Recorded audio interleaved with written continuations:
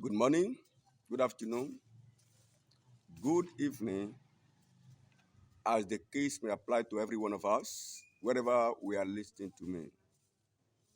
And I'm very happy to say congratulations so far, for we are able to make it to the month of April. We bless God for this wonderful opportunity that we escaped the month of March, and here we are in the month of April. Happy new month to everyone under the sound of my voice. Today, I want to pray with you and at the same time bring the word from the mouth of God as an exhortation to us.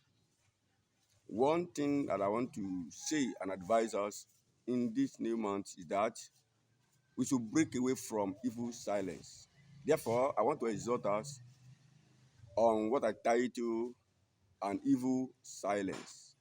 In the book of Ecclesiastes chapter 3, if we read from verses 1, we see a fantastic word of encouragement which Bible penned down for us as far as time is concerned.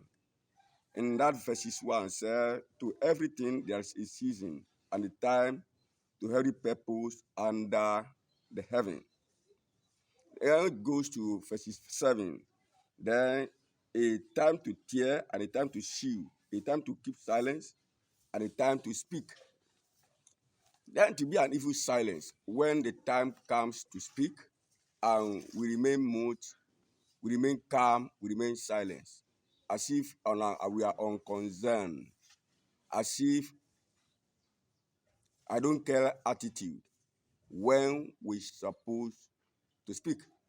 It's an evil silence when you're supposed to open up your mouth, when you're supposed to defend a cause, when you're supposed to stand by the truth, and you remain intolerant, you remain mute. Your attitude to that kind of a thing that you're supposed to stand with is quite a different thing. It's an evil silence. Don't you know many times, even if you are silent on certain things, silence in itself is a voice. Because by your silence, by remain mute, you are still speaking. Now, there was an occasion in the book of John chapter 9, reading from verses 21 to 23. There was a man born blind, and Christ wrought a mighty miracle in the life of that particular guy. But when there was this kind of dispute and indifference concerning how can God brought back a new face and giving this man a new face, the matter was dragged and brought to the presence of the father of the boy. But the father, because he loved the appellation of man than the appellation of God, rather than defending the truth and see the matter as it was, he shifted that blame, he shifted that cause, and said, the child is of age, ask him. Whatever I tell you may be the final. Why can't you defend this cause? This we have been doing to Jesus. If I don't think you and I are exempted, this we have been doing to the cause we said we belong to the sect we said we belong to, and to the cause we suppose, we say we are following. These are things we are doing every day. Now, when we suppose to open our mouth and say certain things concerning certain things, a certain issue on ground, so that people will not tell us or name us or call us name. We want to exempt ourselves from that matter. And our speaking, our talking at that material time matters. There was this occasion, the book of Esther chapter 4. Let me read verses 14. Then, Esther chapter 4, verses 14. For if you all together hold your peace at this time, then shall relief and deliverance arise to the Jews from another place. But you and your father's house shall be destroyed. And who knows whether you have come to the kingdom for such a time like this? Who know the reason why you are found without roommate. Who know the reason why you are found living in that yard, in that environment? What has God orchestrated for giving you this employment, putting this business into your hand, making you to learn this trade successfully, making you to pass this all through this academic rigor, and eventually you came out successfully? Do you know the reason behind the work you are doing? That you may say certain things that will establish the truth, establish the kingdom of God, and put people in the path of righteousness and the path of life. But yet, here are you. You are like Esther, but Mordecai addressed her. Why should you keep mute at this material time? Don't you know the deliverance of his children of Israel has been orchestrated to pass through your table, through your line, through your personality? But at this time, when you keep calm, don't you know what will happen? Destruction, denial of right. And when you speak, the head of the state are doing them, are doing this. The leaders in every parastatal are doing it to the detriment of their followers. Pastors are doing it to the detriment of spiritual attitude of the followers. Parents are doing them. Children are doing that to their parents. And in our social circle, we are doing it almost and virtually on daily basis. In the book of Ezekiel chapter 3, let's read verses 18 and 19.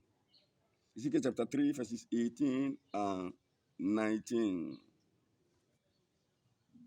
When I say unto the wicked, you shall die, and you give him not warning, nor speak to warn the wicked from his wicked way, to save his life, the same wicked man shall die in his iniquity, but his blood will I require at your hand.